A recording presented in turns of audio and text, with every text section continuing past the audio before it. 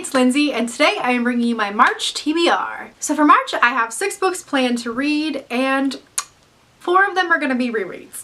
Oops. But I will not be ashamed, okay? There's nothing wrong with rereading books, especially your favorites.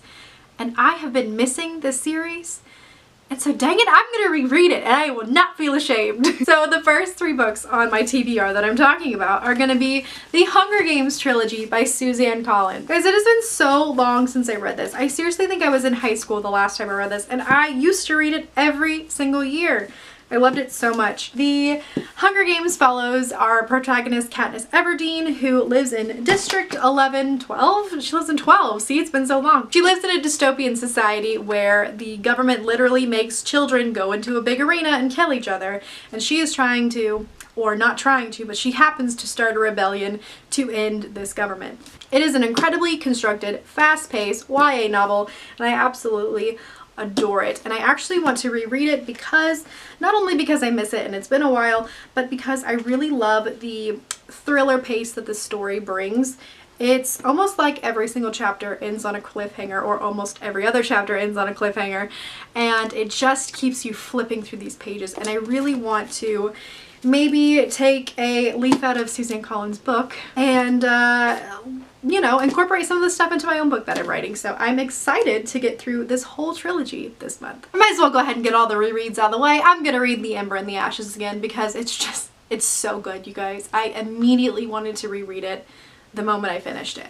And I actually went ahead and ordered a physical copy because I'm going to like annotate the crap out of it because I just love the pacing. I love how the suspense is built. I loved how the characters were developed, and I really want to incorporate that kind of pacing and plotline and development into my own book. So I also have, not with me, but I can't add it to my February TBR because I just finished it this month, but I did finally finish The Anatomy of Story by John Truby, and there are some things in that book that I really want to start applying to books that I read, not only to the ones I write.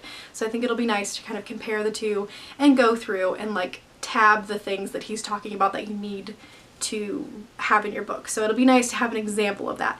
That is The Ember and the Ashes. So the next book on my March TBR is one that I'm actually already reading from my audiobook, and that is The Spellbook of the Lost and Found by Moira Fowley Doyle, I believe is how you say that. This is kind of like a witchy YA novel that takes place on the moors of Ireland, which, do I need to say more? Like, that's all I really needed to pick it up. It follows these group of teenagers that find a spell book, and from there, things that never should have been missing start to go missing. The synopsis is super vague, and I'm like totally okay with it because it works for me. Vagueness can sometimes ensnare readers, and I'm definitely ensnared. I am just a few chapters in, and I am so incredibly into it. It's like creepy and super mysterious, and you don't really know exactly what's going on, and I don't know exactly if it's like magical realism or fantasy, or if it's contemporary with just like little hints of magic.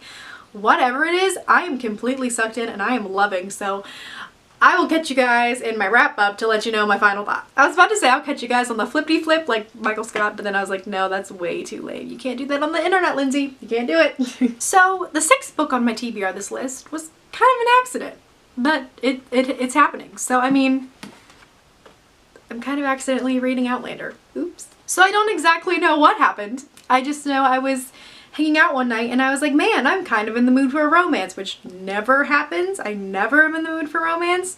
But one of my best friend Abby is like obsessed with this book and this TV show, and she's been hounding me to read it forever.